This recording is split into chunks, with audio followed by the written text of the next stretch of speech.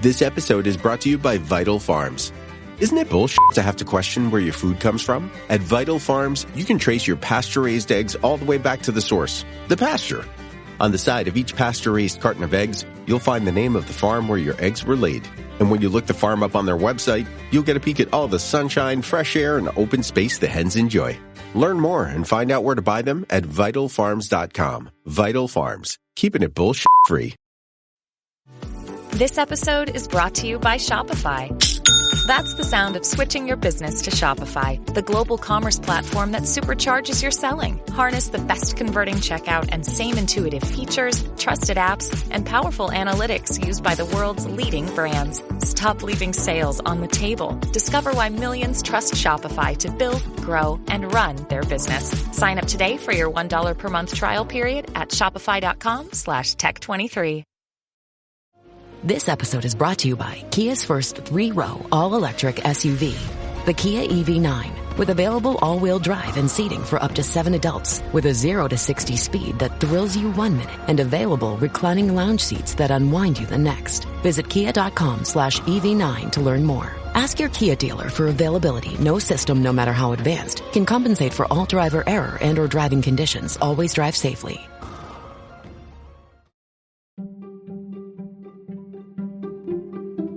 Welcome to the HCI family of podcasts. We're your source for personal, professional, and organizational growth and development. We share our own original research, explore industry trends, and interview executives and thought leaders from across the globe. Join us for practitioner-oriented content around all things leadership, HR, talent management, organizational development, and change management. Maximize your personal and organizational potential with the HCI family of podcasts.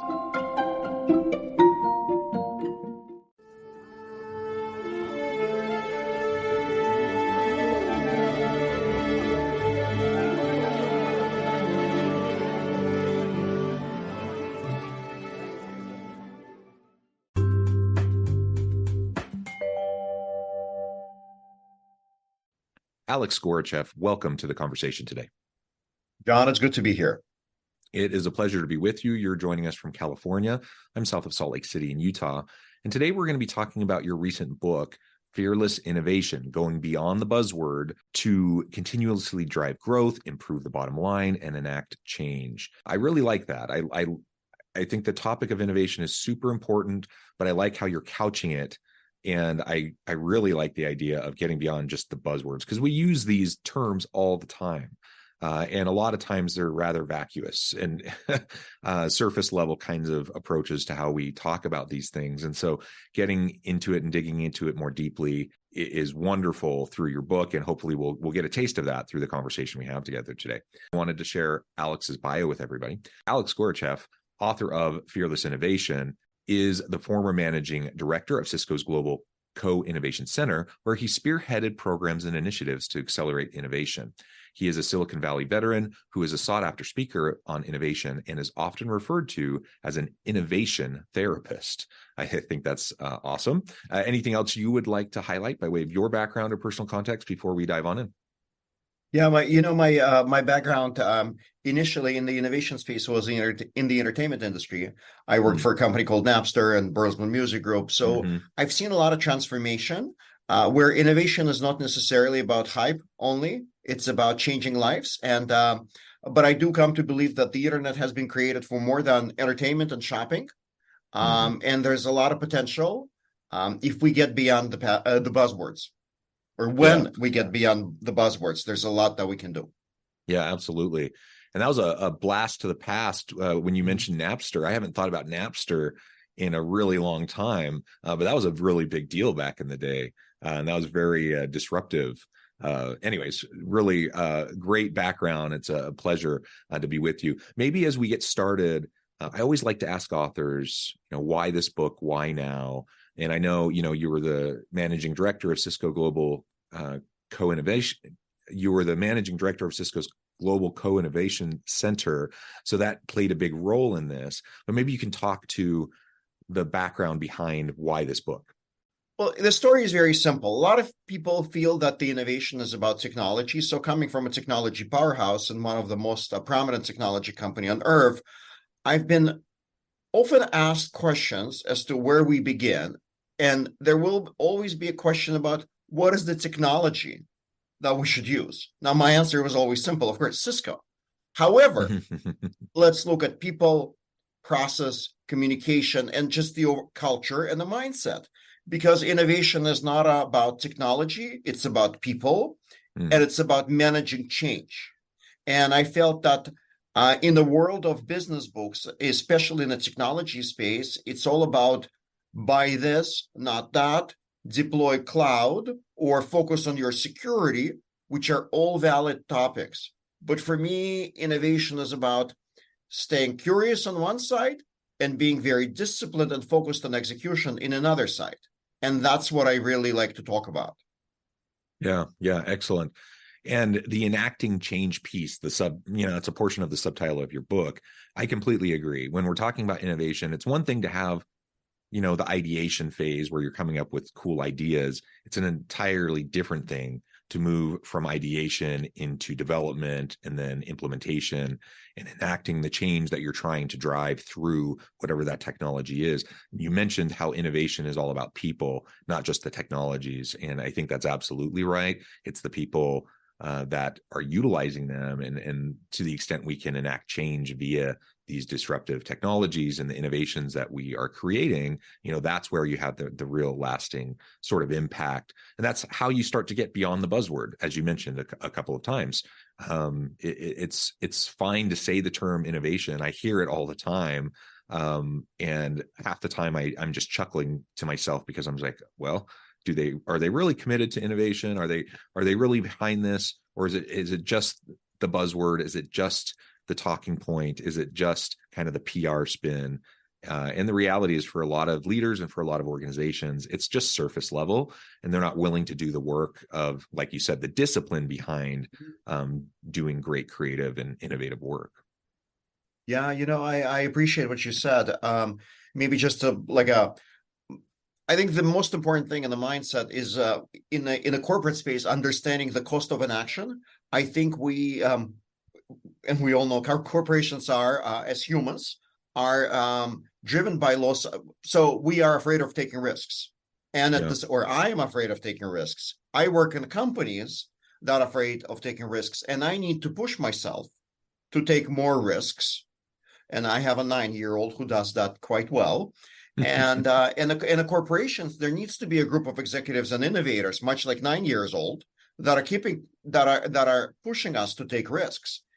Now, let me think about what happens if we don't really adopt change, if we don't take risks.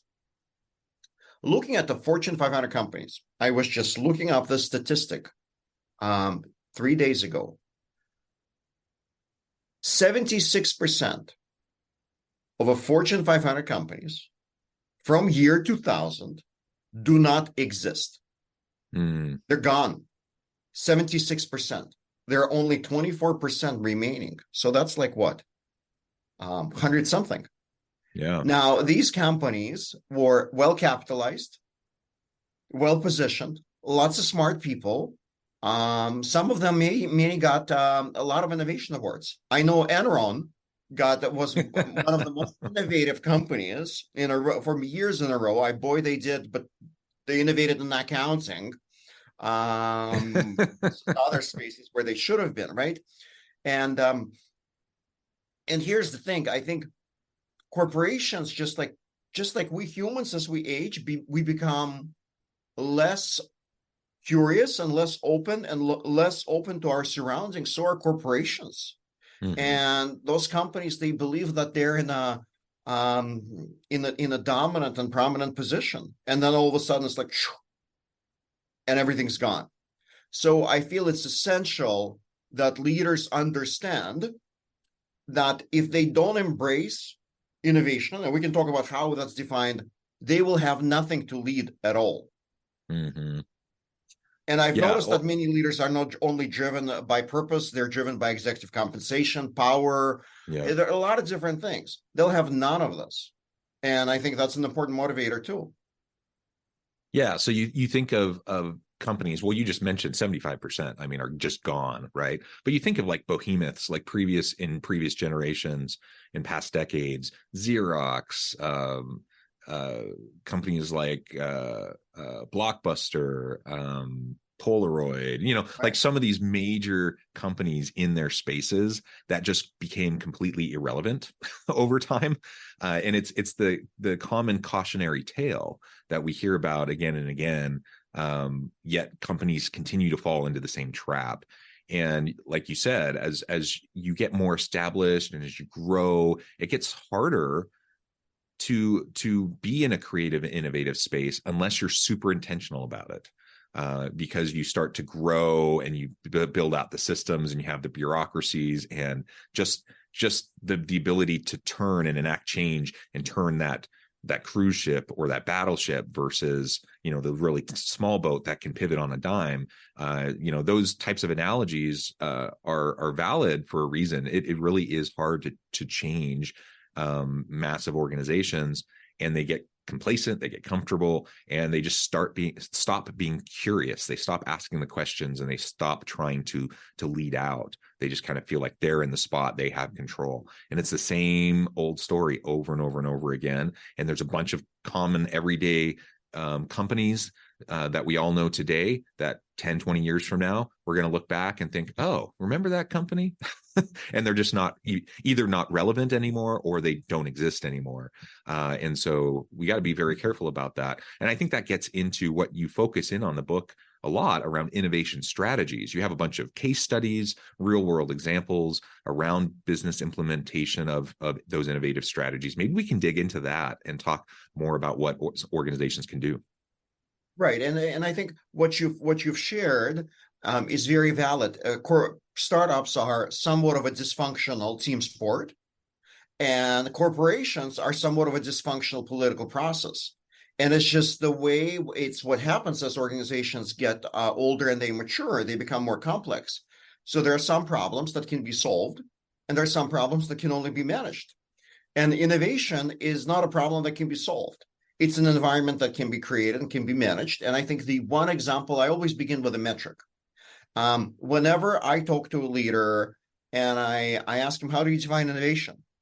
And usually I hear a lot of buzzwords about creativity. There's no metric and no definition. And most successful organizations are actually defining innovation within a certain segment of organization, let's say accounting, marketing, engineering, whatever those functions are. And they're putting a very clear metric. So instead of saying, let's stay open and innovative and do our best, they focus on the small measurable milestones. And they're saying, this fiscal year, let's improve our customer on hold time and reduce it by 17% from 20 minutes to X. And I believe that this is a far better way to drive innovation culture than chasing billion-dollar ideas. It gives every employee and every team a purpose, an understanding, and a definition, and a goal. Most importantly, it actually holds leaders accountable to defining where that innovation is and being transparent whenever or not they're reaching that goal. And I think that's what really enables innovation. It's not the kombucha on top. It's not the creativity workshops. It's being pragmatic and solving a practical problem. That's where the joy comes in. Yeah, absolutely. Absolutely. So what would you say, some of those practical components that you've seen through the case studies and various examples in your book, like what are some of those things that we can do to make sure that we're successfully executing not groundbreaking types of new billion-dollar idea types of innovations, but just those common everyday innovation strategies that are going to help us be successful? Yeah, I think in today's world, it's really about creating the environment where everybody is heard. So it's actually going back to the This is the question that you're asking me is the question that any organization should be asking their employees. and being very transparent with actually publishing the answers and making it available to all. So the question is, dear employees, what are the problems that you're seeing in our organizations? What are the problems you feel we should be focusing on? Or what are the opportunities that we're not pursuing? And how would we go and approach that? So the first step is to engage employees and create the safe space. And that is asking that very same question. What are the stupid things that we should stop doing? Mm-hmm. What are the smart things that we should be pursuing and why? And being very transparent about that as a step one. And as a step two, it's really getting very, very focused on what are those 2-3 things that each organization can pursue. And then most importantly, executing it in a true cross-functional manner. Mm-hmm. Because you and I know that invention is something that anybody can do alone, and they can probably, having a good attorney, they can file a patent. And less than 1% of the patents are commercialized. Innovation is something that can only happen in teams, and all organizations are talking about breaking silos. Mm-hmm. What a perfect example of identifying problems across the company and then getting behind on solving them. Does that sound utopian to you, or how does this resonate with you? No, I think absolutely. Again, you can't do anything of meaning in real sustainable disruptive change without breaking down the silos and working interdisciplinary, cross-disciplinary, working collaboratively across the organization, especially if you're beyond like the small startup phase, right, where you have a small team. You better have that kind of cross-silo, breaking down the silos, cross-functional types of collaborations if you want these things to be able to take effect. So creating that culture of learning, creating that culture of growth, creating that culture of experimentation, holding people accountable for their collaborative efforts, not just individual KPIs within their individual units. All of these sorts of things are going to be super, super important. Are there other things that you see either on the positive side, or perhaps we could look at some of the mistakes that organizations are making commonly around their innovation strategies that they may have, or that they may call innovation strategies? You kind of two things, I think, and you mentioned it. I think it's a chasing dollar. It's two things. It's focusing on disruption. There's nothing wrong with focusing on disruption. Disruption happens no matter what. But it's important that we focus on the value creation. A lot of companies come in from, we want to disrupt this industry. Mm-hmm. Well, to me, that's not necessarily a positive thinking in a way. Let's focus on adding value and solving a problem versus disrupting something. So let's focus on creation. And then another one, I was once in the meeting where a very important executive, I should say, looked, and he was kind of angry, I think, about the company not doing really well. And he was in front of a lot of employees and lecturing them how innovative they should be. And he said, and I want to hear your $1 billion ideas. You better come up with $1 billion ideas and share it with me. And one of very bright and very outspoken engineers in our company looked at him and said, dude, if I had $1 billion idea, why would I give it to you? That was an ego buster, let me tell you. That was, the room just almost like cheered. And what was the response? How did the CEO respond to that? Well, he was media trained. It was but I think he learned his lesson, right? So the response was obviously about creativity and rewards and creating value for all, not only for the executives, but for the shareholders, and how we're all here to serve the customer. But that didn't really answer the employee's question. And here's the thing. One, it's about creating rewards. But the second one is stop chasing $1 billion ideas. Empower people. It's far easier to save $1 billion in a large company than to make $1 billion. So instead of focusing on the product, I see a lot of companies that are focused on the product. They all want to create something and ship it. Mm-hmm. Most of the innovation that I see, successful innovation, is in the process. If we think about Uber or if we think about DoorDash, I mean, these are very simple examples. It's all about process. Yeah. All the components existed before. So I feel it's important that innovation companies focus on process innovation, which allows them to get everybody involved, take out costs, deliver things to market faster. Mm-hmm. And I think the mistake of feeling that process is not sexy enough and it's all about shipping a new product, I think that's not necessarily it's not necessarily the pragmatic thinking. Once we can save $1 million, we can probably make 5. But if we can't save anything and empower people to change the existing structure, we can't build a new one. Mm-hmm.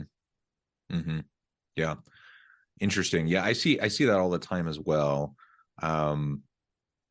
So great things to think about in terms of the common pitfalls and mistakes that people make. And I just could not help but laugh about that experience in that boardroom or in the all hands meeting or wherever the specific context was. I mean, we see those types of things happen a lot.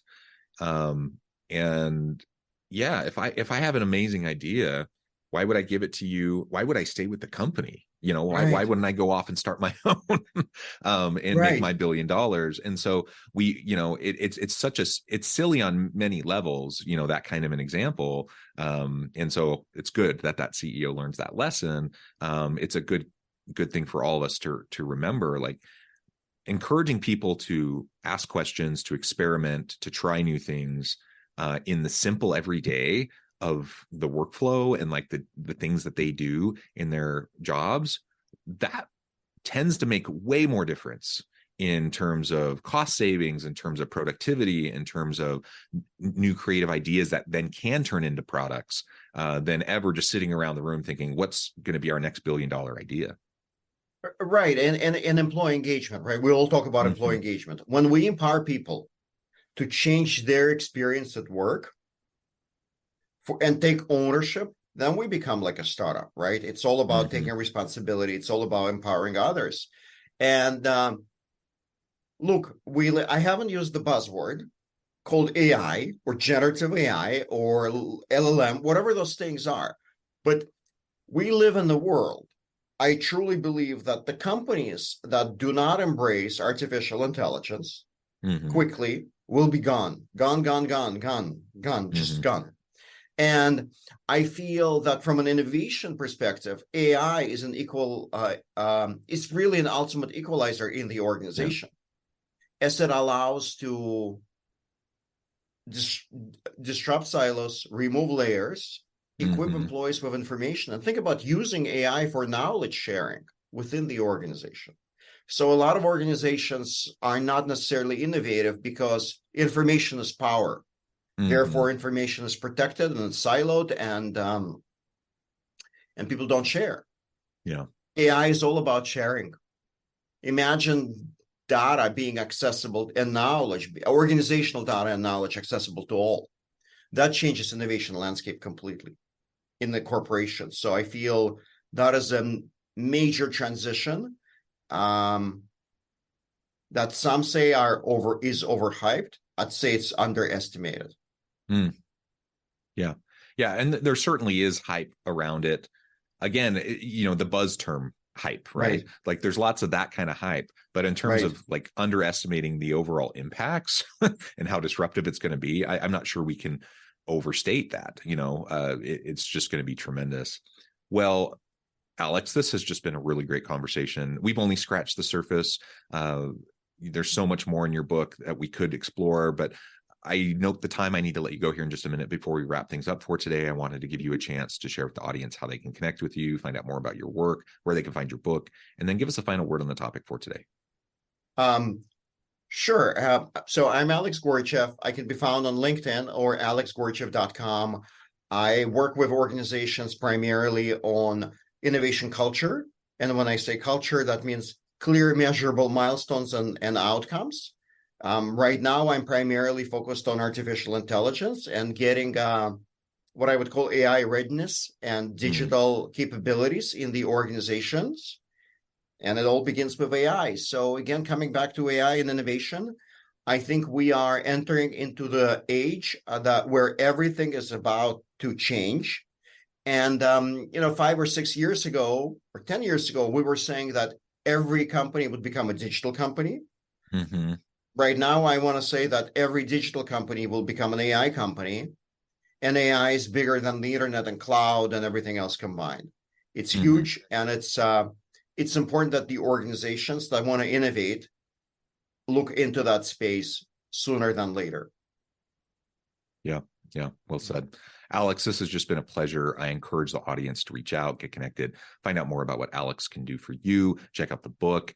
Let's really explore innovation in really meaningful, purpose-driven, intentional ways. And as always, I hope everyone can stay healthy and safe, that you can find meaning and purpose at work each and every day. And I hope you all have a great week.